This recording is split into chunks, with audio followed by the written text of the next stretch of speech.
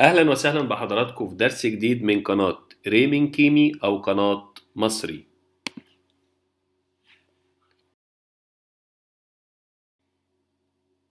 درس النهاردة عن آخر حرف في اللغة القبطية رقم 32 وهو حرف التي.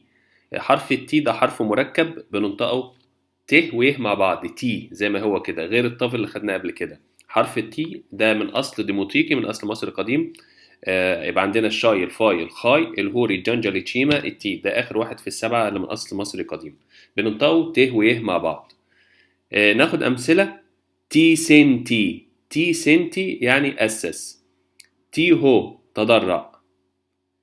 تي نومتي تعزية، تي نومتي. يوتي أباء، جمع يوت اللي هي أب. يبقى كده خلصنا الحروف، وده حرف التي وينطق ت ويه مع بعض وهو حرف مركب.